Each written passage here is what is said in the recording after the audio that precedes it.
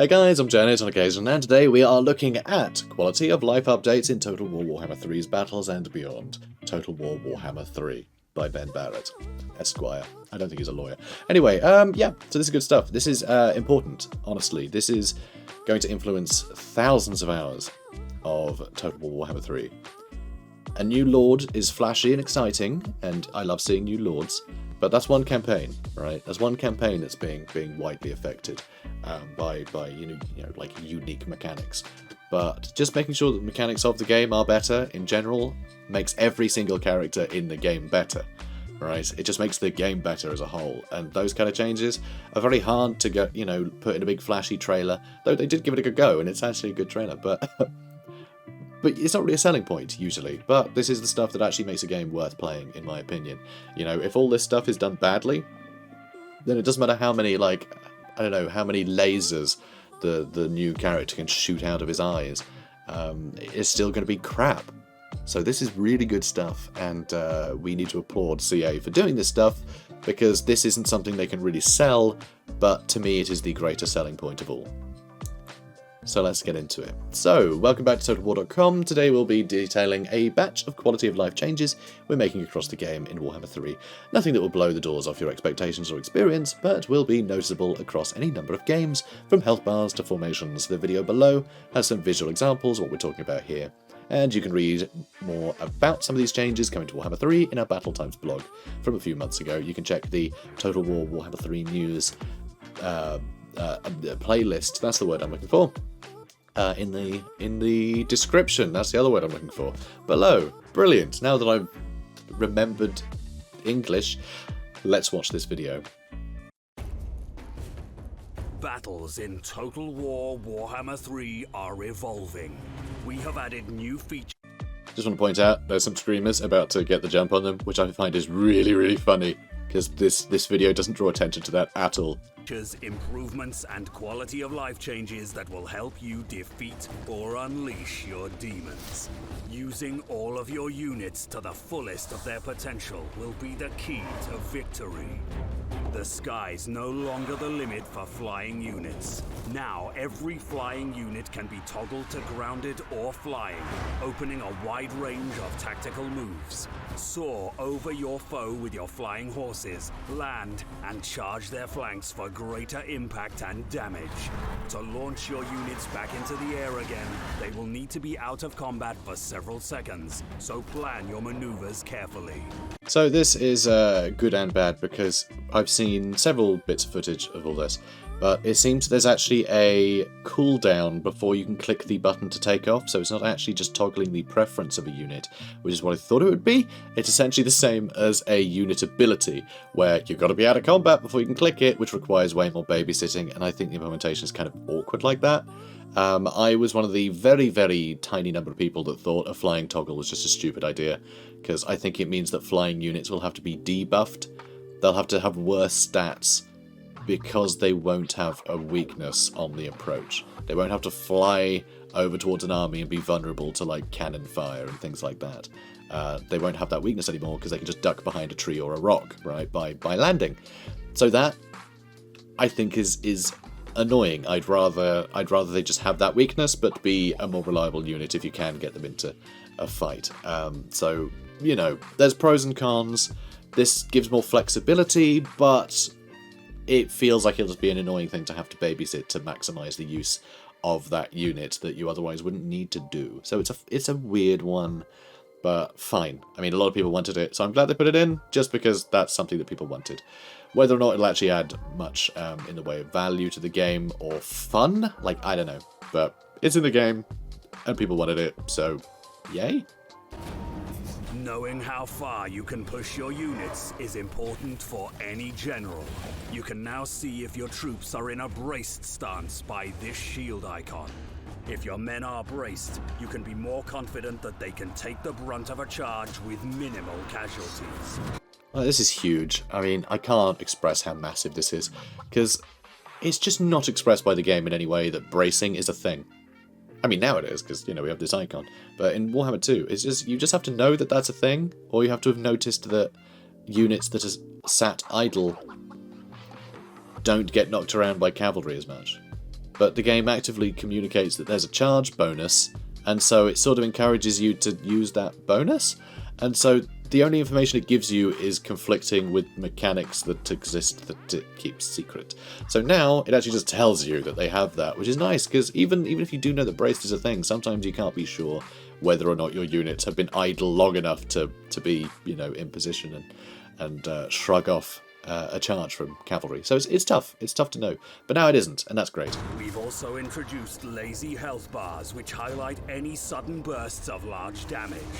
They allow greater readability of how much damage has been dealt in the last few seconds of combat, making it easier to grasp how much impact certain spells or charges have. Love that. It's brilliant. It's adding more information into a bit of UI without obscuring anything at all. It's literally just giving us more information. It's brilliant. Absolutely superb. Also notice that there are little notches for every 25% increment of health.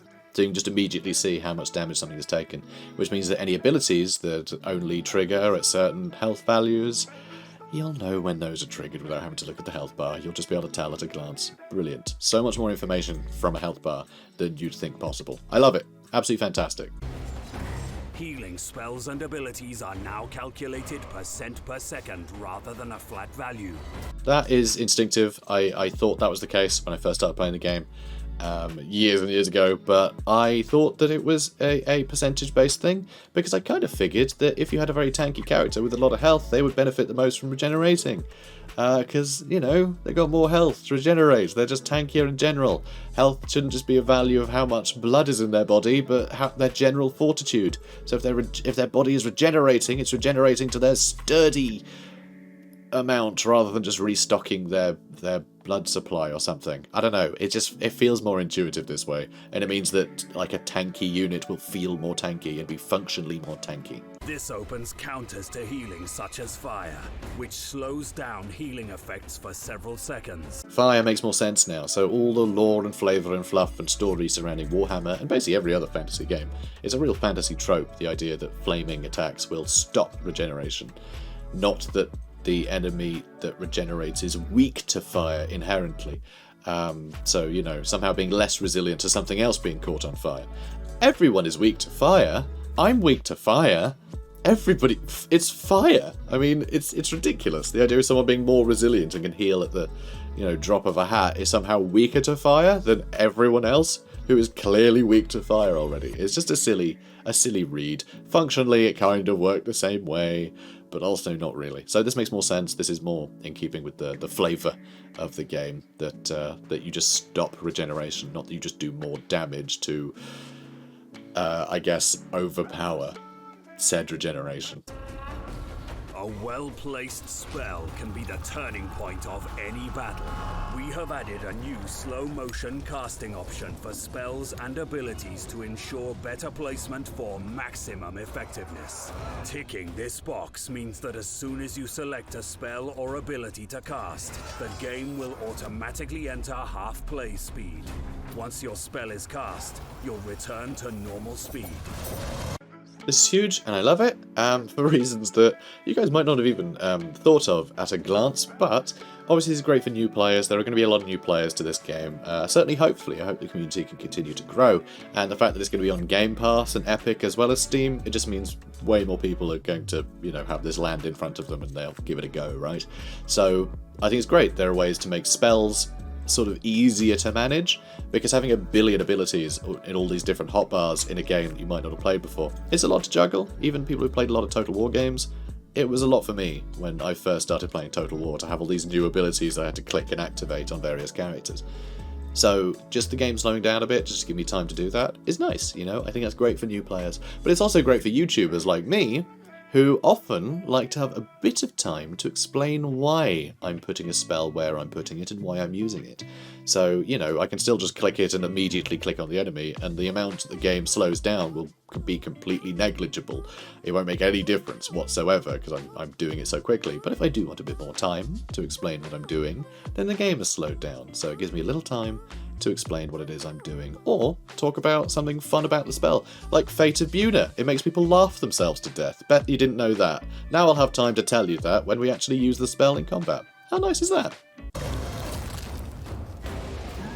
It's important to know what all your units are doing, and in the heat of a tense battle, it's easy to forget or overlook units. We have now added an idle unit hotkey that can quickly locate any unit not in combat or following a movement order. By default, pressing backslash will cycle through every unit that is not engaged in battle, and control backslash will select all units not engaged.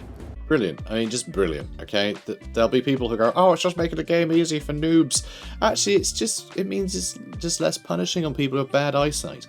Because there's already little icons down at the bottom, you know, on all the unit cards, little crossed swords to say they're in combat, but it's hard to see all that at a glance. So why not just cycle through the idle units and get them doing something? Sounds great. Even in multiplayer.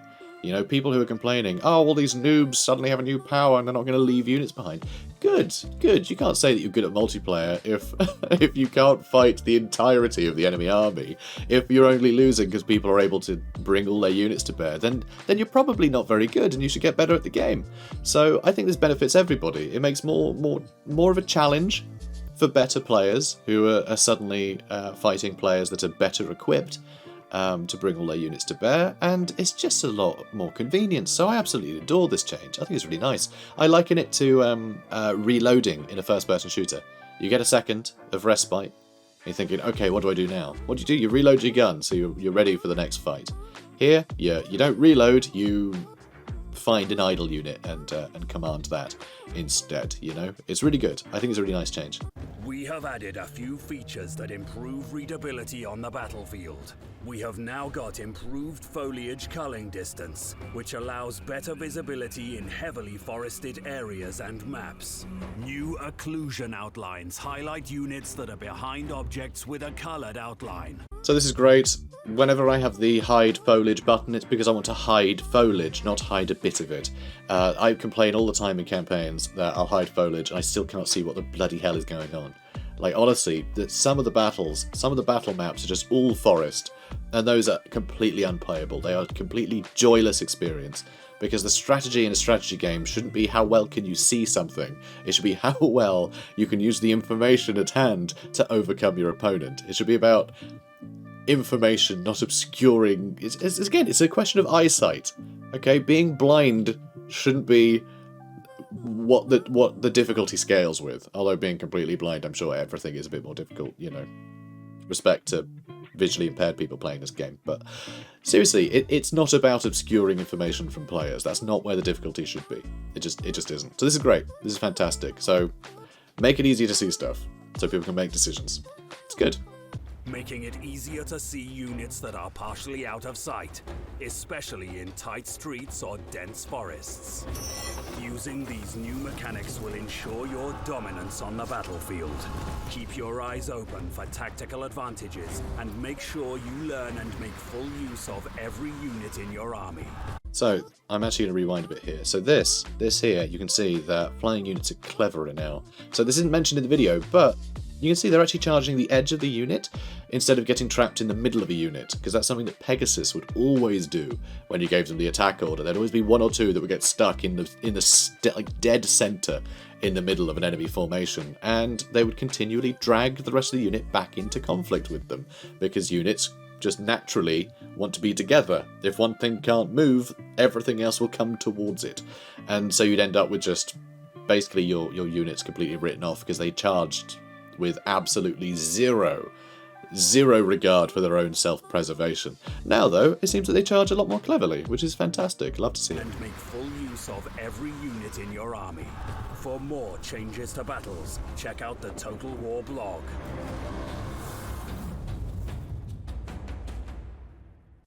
And yes, it's releasing all the rest of it. But of course, you know, down the bottom you can see Game Pass, Epic Games, Steam, Windows, all the things. It's going to be available everywhere. There's going to be a lot of new players, and these changes will really help those new players out. And I've played thousands of hours, and I am still, like, I'm thrilled that just a bunch of the stuff that I'm always having to do, I can do easier now.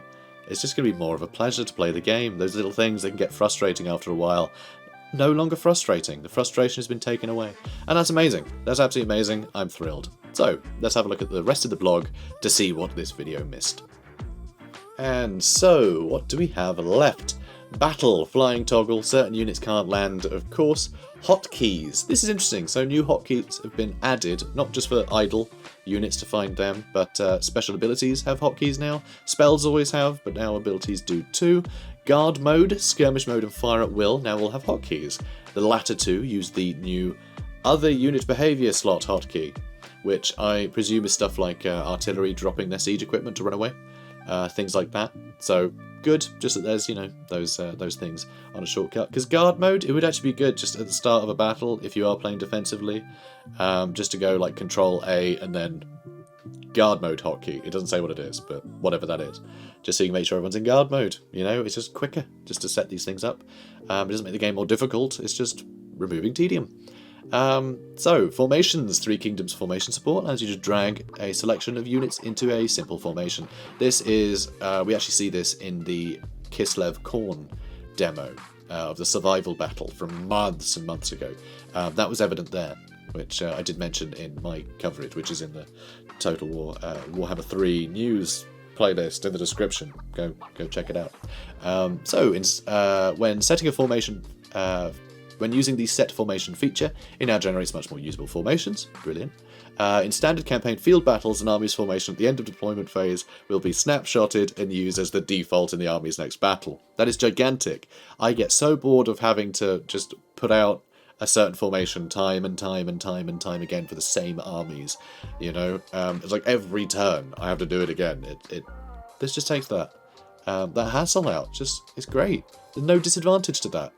It's either you have to put out the formation on your own like normal because it's incorrect, or it's right, in which case you just hit start battle. So fantastic. Healing and fatigue, it's obviously a percentage instead of a per second, you know, flat rate. Healing, fire damage now pauses it, which is good. Fatigue modifying abilities now take place over time, which I really like as well.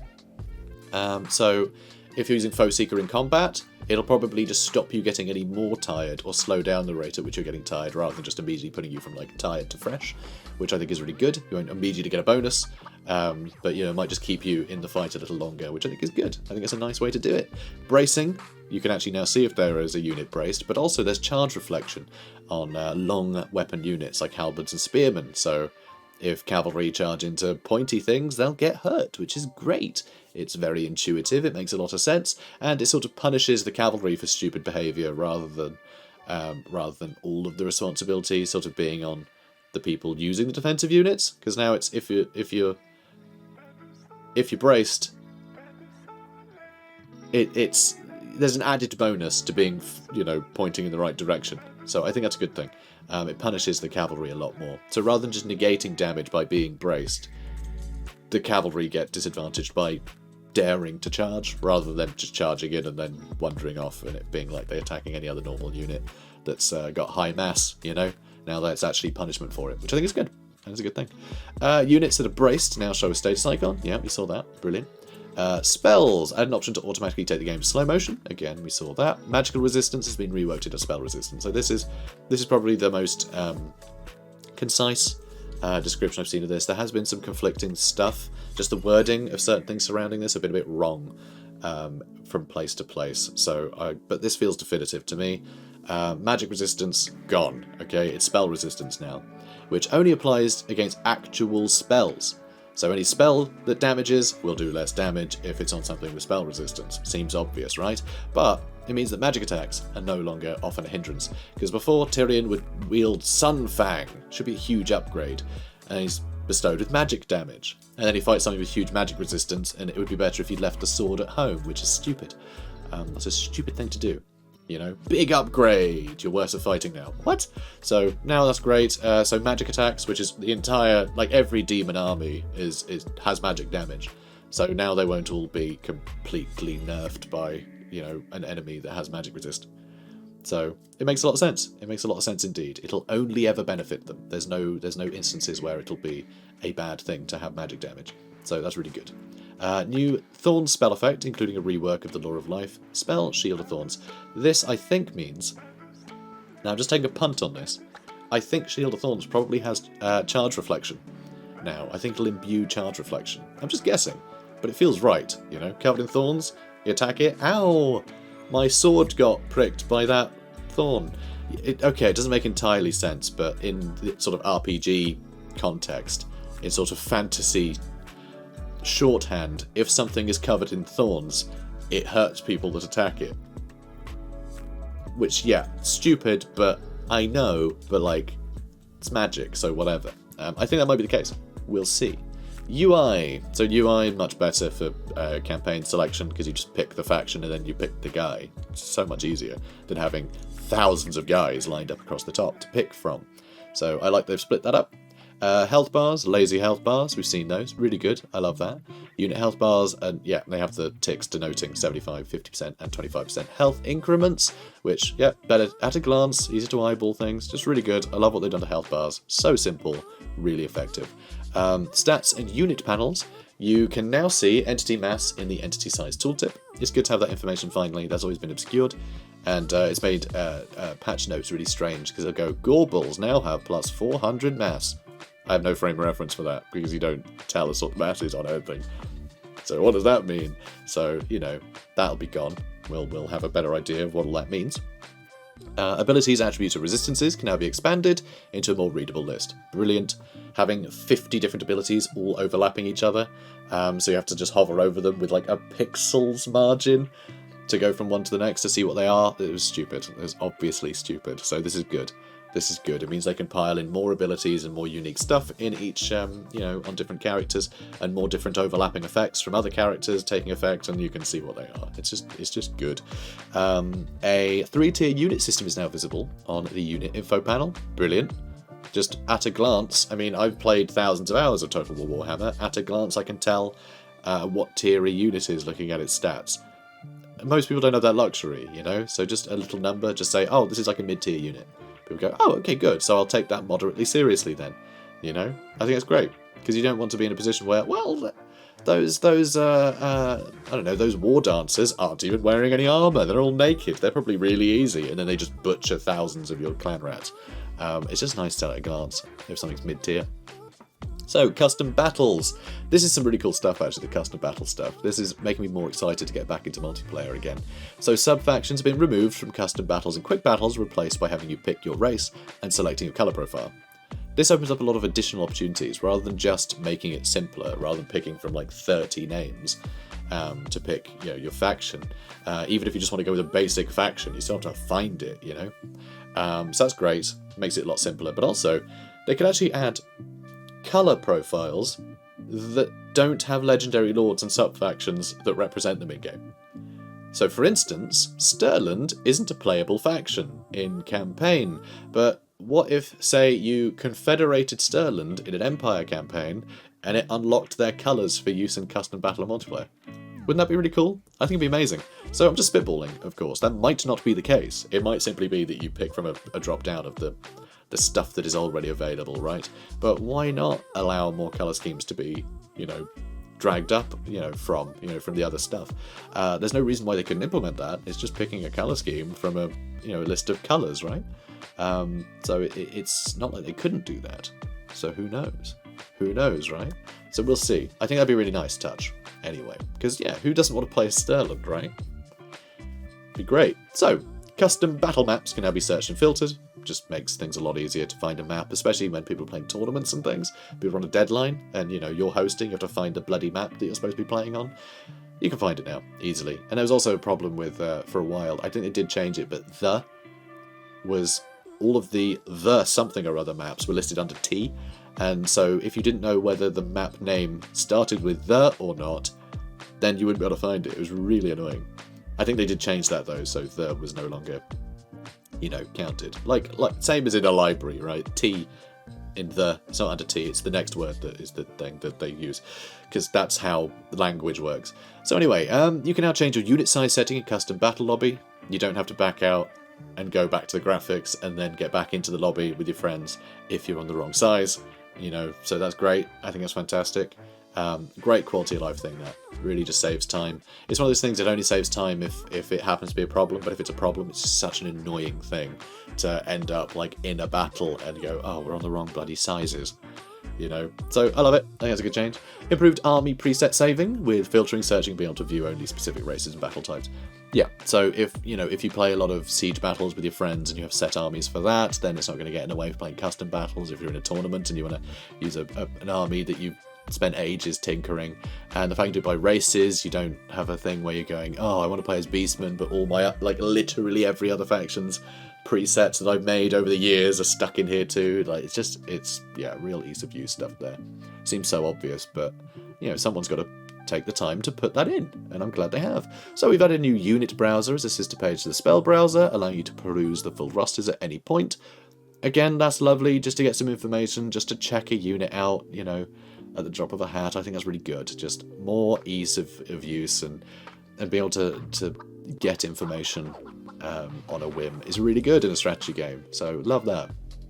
And as you've seen in some of our posts, there's also been a general overhaul of the UI for various menus, from new games, campaign and custom battles, info screens and profile. So yeah, like this screen, for instance. Just the player select thing. So hopefully there's a thing or two in there that you can see yourself using on a regular basis. We know these aren't the flashiest changes in the game. Yes, they are. Don't ever say otherwise. They're brilliant. They will make literally every campaign better. But we didn't want them to get lost alongside the new factions, lords, units, and wider system changes like sieges and diplomacy. We'll see you tomorrow for something a bit meatier. So probably ogres tomorrow then. So, but yeah, this is great. And you can tell just from that outro, they're like, sorry, it's not lasers. See, this is what I mean. This is why we need to say, no, this stuff is brilliant and more of this, please. We actually care about this stuff a great deal, and this is what keeps people from bouncing off the game. Just these improved user experiences really help cement a player base.